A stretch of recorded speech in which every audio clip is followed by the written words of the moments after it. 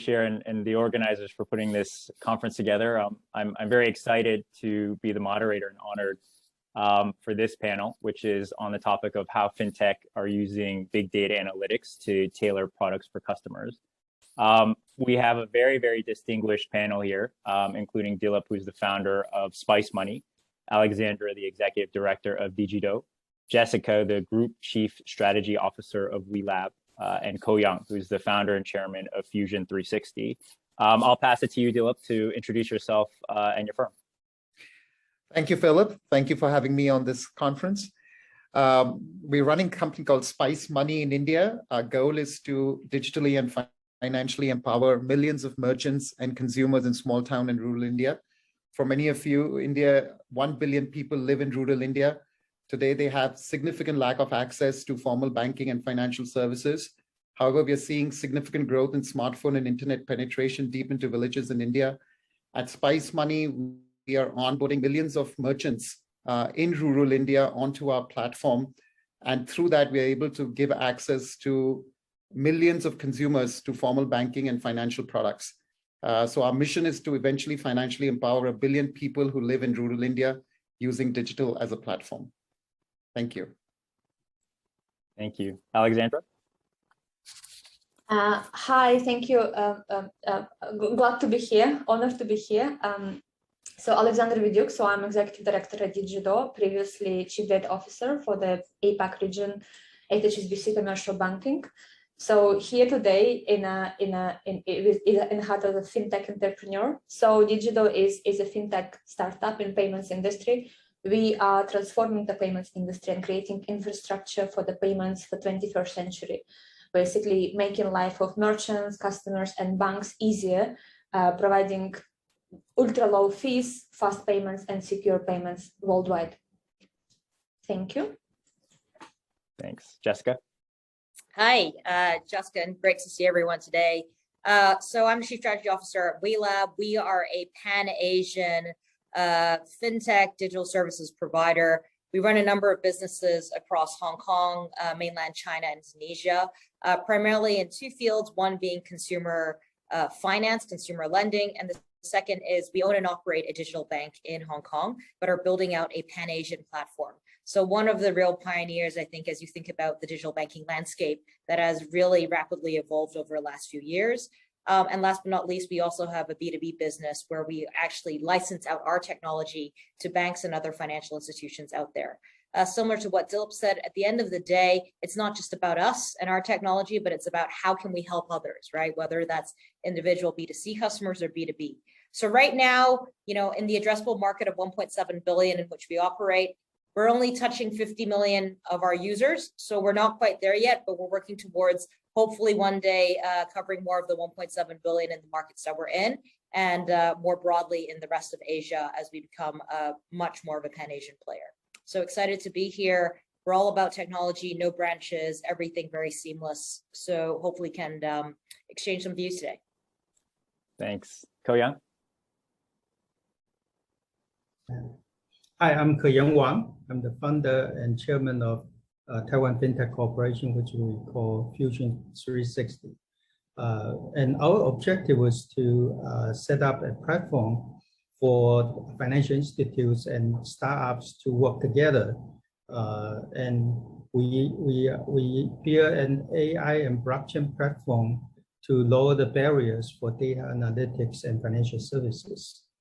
And we recently started to work with partners in Southeast Asia. We hope to bring our technology to Southeast Asia and address some of the local economy and financial service challenges there. Thank you, Yang. So fantastic. We've got such a wide coverage of geographies, India, UK, US, Hong Kong, mainland China, Indonesia, across Southeast Asia, Taiwan.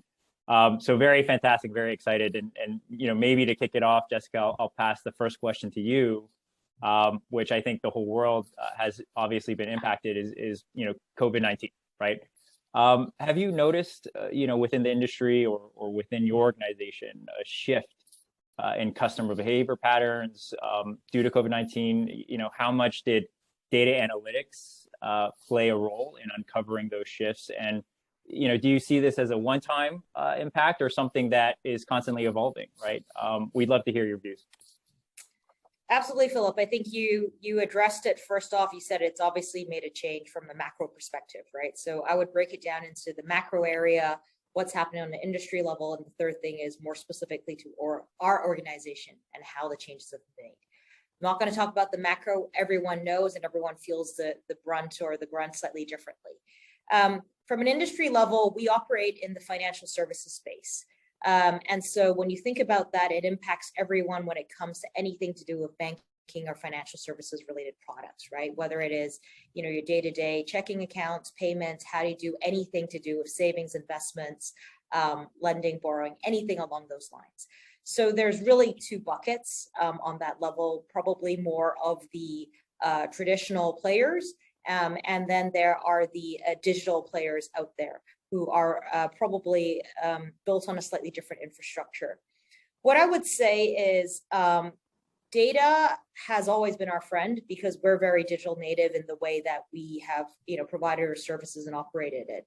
And I'll give you some easy stats. You know, for example, there's no doubt when people aren't allowed to leave home for a number of reasons, right? Lockdowns, COVID, it's not safe, you're encouraged to stay at home. If you need to get something done from a digital services perspective, you have to do it online. You have zero choice to be able to do so. And that is as simple as something, when we launched our digital bank, WeLab Bank, in the midst of the pandemic, just over 15 months ago, we saw that over 60% of our customers actually opened their bank account between the hours of 6 p.m. and 9 a.m. So these are the hours that are typically outside, you know, normal banking hours. But this is bizarre, right? Because everyone's sitting at home anyway. So there's no reason stopping them from doing it between the daytime hours of, you know, 9 a.m. and 6 p.m.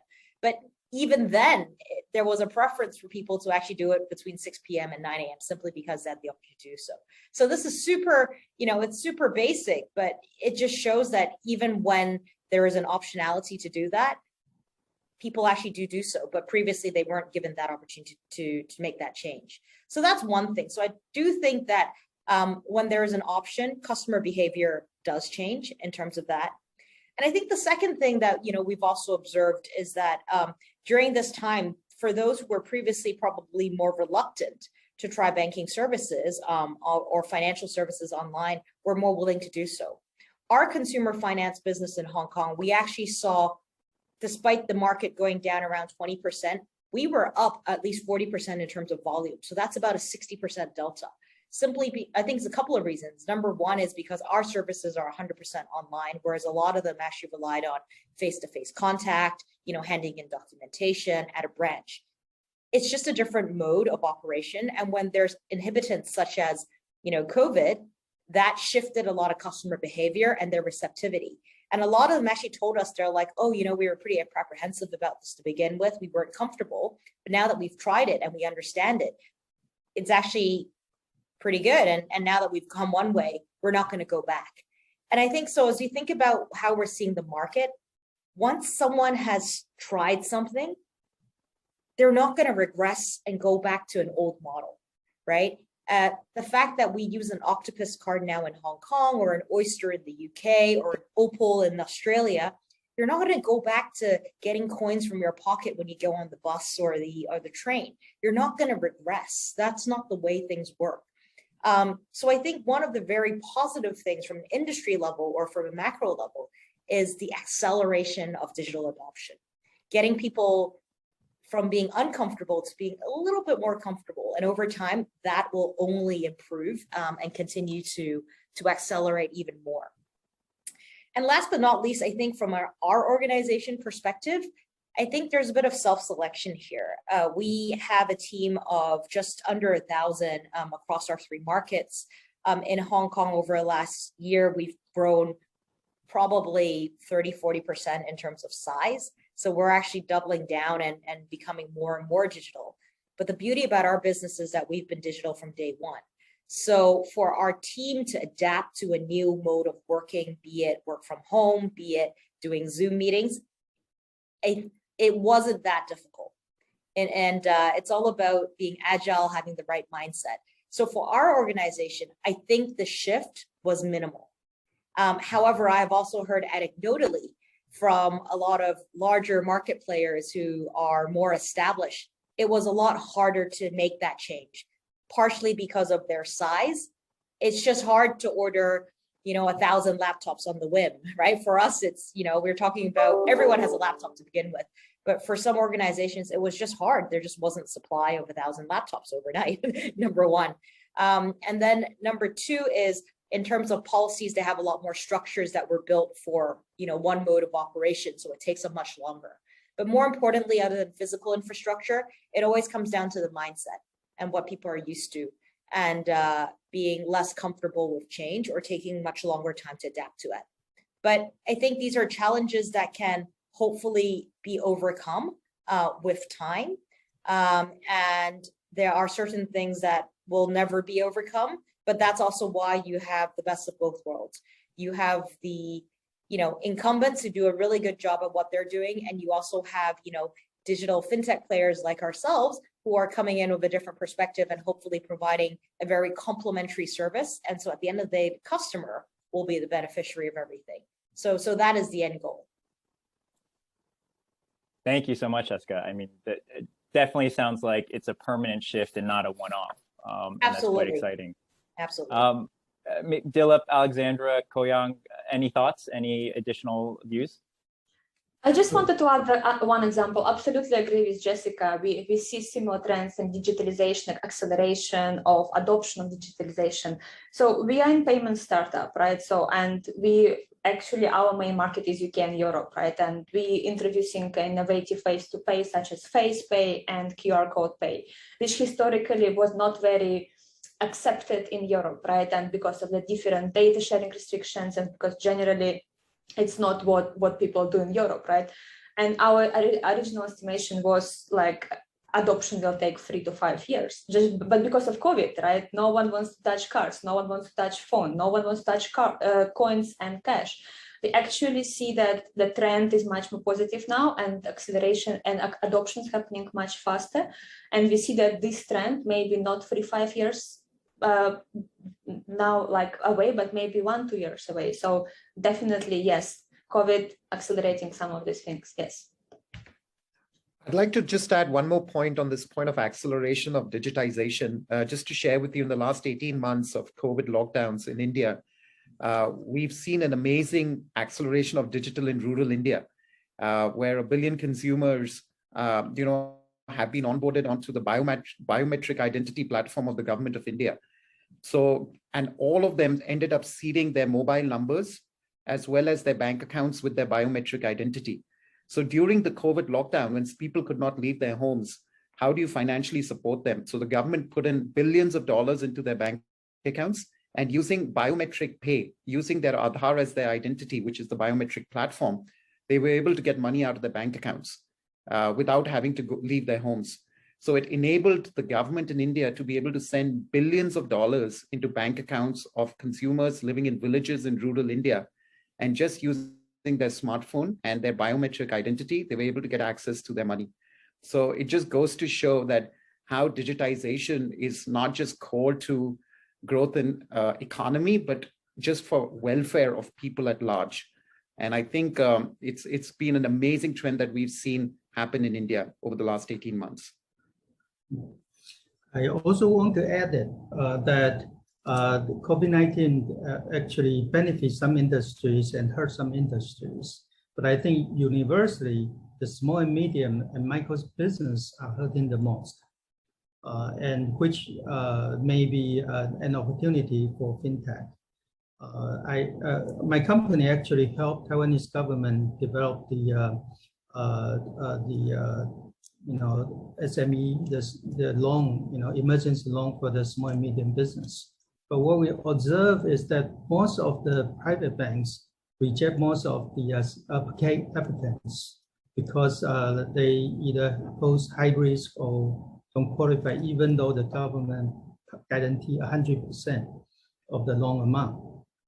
And so I think that's fundamentally that highlight the needs for the financial institutes to lower their barriers, and which is a challenge, in the past and probably in the near future.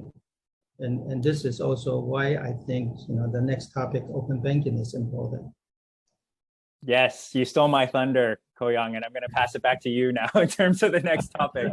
But it's very exciting. I think COVID, obviously, so many challenges everywhere in the world, but where there are challenges, there are opportunities. And it sounds like everyone here has really, in a way, was able to capitalize on that and actually help society move forward in such a challenging period of time. But Ko-Young, back to you, open banking and open financial data, right? So McKinsey put out a report and they said that a lack of transparency in financial data for banking customers is holding economies back, right? I think they gave a few numbers and said that breaking down barriers for sharing this type of data may be able to boost GDP by as much as 1.5% in developed markets, but as much as 5% in developing markets. So I think in the report, they said something like data is sunshine, right? It's not like oil, right? Multiple people can benefit and profit from it. So, what's your view on open banking? It's relevant to big data analytics. What's the reality of implementation? And, how may it impact markets that you're closely monitoring? Well, data is of value only if you have enough of quality data. And traditionally, the financial institutes look at the transaction data of their customers.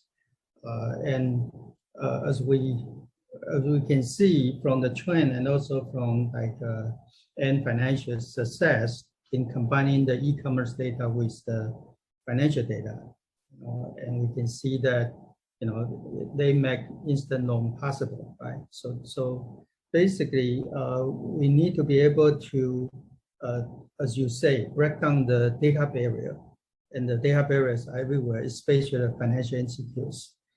In Taiwan, the banks are not allowed to use the cloud data, the cloud services. So their data cannot leave the financial institutes, and which create tons of barriers. And they are also afraid that open data is going to, that their customer be pulled away by their competitors. But personally, I think open banking is probably the most impactful disruptive business model. And it's more of a business model than a technology issue. And so I think, first of all, we need to change some mindsets. The first thing is that we need to know our customers, not in terms of KYC perspective, which basically we view every one of our customers as potential criminals. So we need to identify whether they are, where do they get the money, etc. But we need to know their needs, their pain points, their preference, and their risk, of course. And in order to know that, we have to have more data than the limited financial data that we have. And that's why open banking or open finance is an opportunity, so that we need to integrate with the other industry, and in order for us to get more valuable data to know the customer, so we can better assess the risk, and then we can lower the barriers and the criteria for providing services. And the second thing we need to change is from reactive business model to become proactive. Because in the digital age, time is of essence, speed is the most important, and experience is important. And traditionally, the financial institutes wait until the customer collect their own information and submit applications, and then we review application, we decide whether we want to do business with this customer or do a particular business with this particular customer, and then make a decision. but we should, with the open data, when we can enable the customers to provide with us more, more data from other revenue, like their health data, their behavior data, etc. Then we can actually understand their needs better, and we can have more holistic perspective of their financial well-being, so we can proactively provide services and also focus on trying to solve their problems rather than trying to profit from their problems. For example, like, people want to buy a house and they apply for mortgage. But most young people today, they couldn't afford buying house. So if the banks can help this people to manage their financial better and help them to solve their different problem rather than buying house problem, then we can provide better value to our customers. And that way we shorten the distance between us and the customers when we start to solve their problems. And with the opportunity of allowing the customers share private data with us, then we can have a much better holistic view, and this will force the financial institutions to change their process, their business model, and how they evaluate their customers, and that will bring the real change that was promised by FinTech. So personally, I think open banking is the start of that real transformation. And the last point is that AI and blockchain, especially blockchain, are the technology disruptors in the next 10 years. And the financial industry today, they mostly look at this technology as a way of doing the continuous innovation rather than using this technology in a disruptive way. And I think that's where FinTech companies can help or work with the financial institutes to come up with much more innovative and higher value services. And in doing that, we need to, first of all, have the ability to collect, process, and analyze, and then make decisions based on data. And secondly, the ability to execute on this data and to face any environment or supply chain changes, to have the flexibility to react and or proactively handle these problems when they happen. And I think that's the value of having I think open business model, which is what I think open banking is. Thank you. Thank you, Ko-Young. Very insightful. Anyone else want to add on that, on top of that? Philip, if I may, basically what I've seen in India happen, is that if you look at the banking industry, there is a disconnect between, if you have 1.3 billion people in India, 300 million people are banked. 1 billion people have a bank account, but they're underbanked. And the gap is lack of data and lack of collateral. And what happens is that it's not that these billion people are not getting access to loans, but this is all from an informal financial economy where the credit is costing them in some cases 5% a month. So it's like 60% cost of credit, right? While in big cities, people are borrowing at 10%, 12%. So there is money, but it's not reaching them because of lack of data and collateral. And on the other hand, you have a very vibrant microfinance industry working in rural India, where the non-performing assets, the delinquency is less than 1%, because there is a community-based lending model. So people don't default on credit, because if they default, they're asked to leave the community, right? It's a reputation issue. And so there's a lot of unorganized data which is sitting offline, which now with digitization is being brought on board. And I think with open banking and the ability to integrate the offline data onto an open platform and make it accessible to the banks, you can get low cost of funds available to people at large. So you can reduce the cost of credit to 1 billion people in a country like India. And I think with technology and open banking, this is possible. So I think it's transformative in nature, and therefore I think it's key going forward. Thank you. Just to add on this as well, I think I absolutely agree with everything what has been said about this. And yes, it's a lot of potential, but I personally still think that we yet to see a killer app using open banking data, and the maturity is getting there, but kind of the full potential is yet to be yet to see it, hopefully in the near future. That's why it's an opportunity. Yeah. I think my 2 cents on this one is we're preaching to, you know, like-minded people here who are believers of open banking and who are believers of using data. The message, I think, when we look at it as a person in the industry, in the fintech industry, is really to see how we can rope in those who aren't believers in this or who aren't part of this movement yet. And whether that's a regulator, whether that's a large corporate who doesn't quite have the same mindset or feel that, why do I need to share with you guys? You know, that I think is still a work in progress at this particular point in time.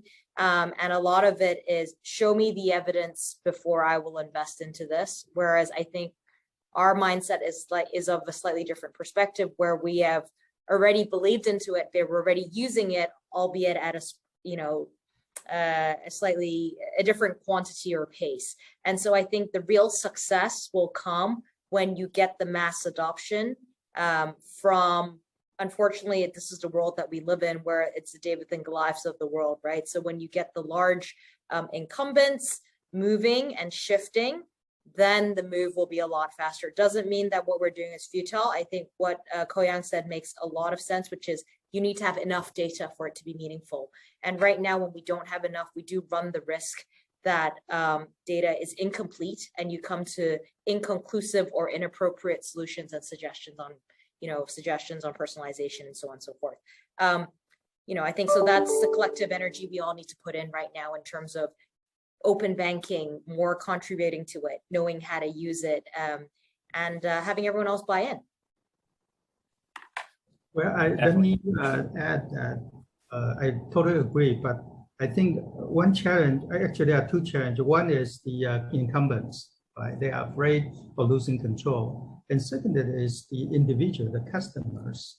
They are afraid of frauds, and also there's a trust issue with whether I share my data with a startup or a bank. Right? Either way, there's a trust issue. That's why I think potentially blockchain can help with the trust issues. Like my company built a data vault to protect the data before they decide to share with anyone.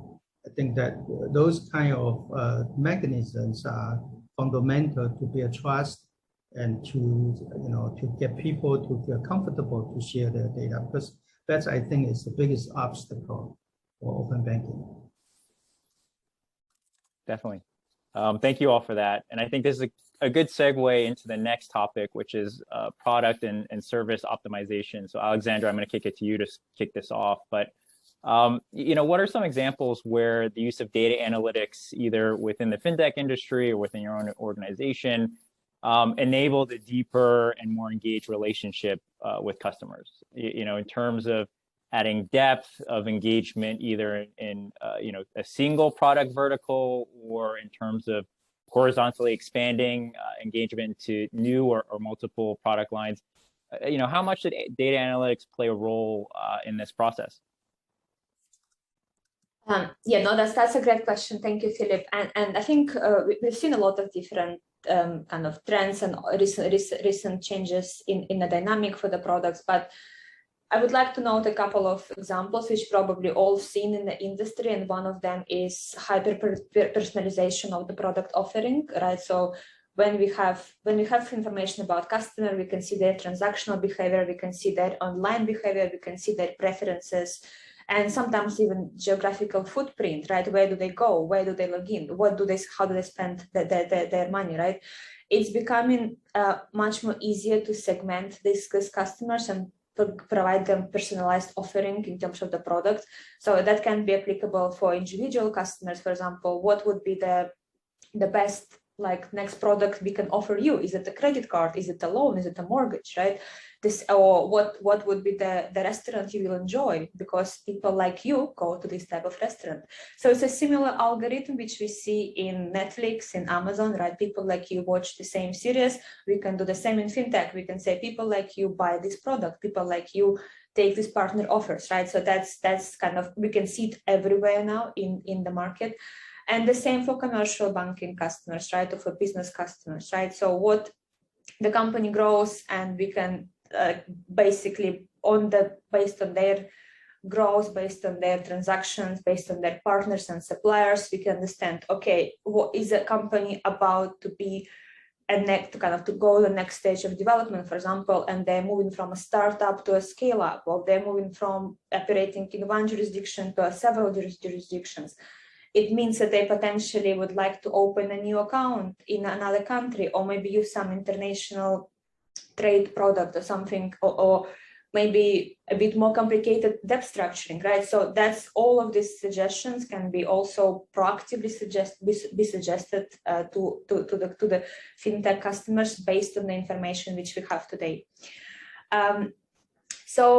It's, you know, and I know lots of, you know, there's lots of banks as well. They do lots of like smart stuff in trading and everything, and they can predict the next trade, and like they can predict the best pricing and everything. That's already mainstream today, right? So not even talking about that. So what I see, like why we all kind of, why like a data analytics played an essential role in building this relationship and better offering to the customers. Yes, we see that cloud calculation is now cheap. We can, you know, the cloud infrastructure available for everyone. There's so many different cloud providers available for big banks, there's small fintech companies, and everyone.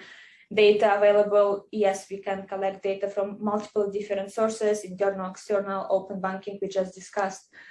Plus also the skill set, right? So it's now very easy to find a good data scientist on the market. Not as easy, but it's easier than 10 years ago, right? So we can see lots of open source products as well becoming available, and the software available for analytics. So that's definitely accelerating the maturity of this services for our customers, and generally the market, I think, is getting more mature in this sense. That's probably all from me. Thank you. Okay, perfect. Now, anyone else want to add to that?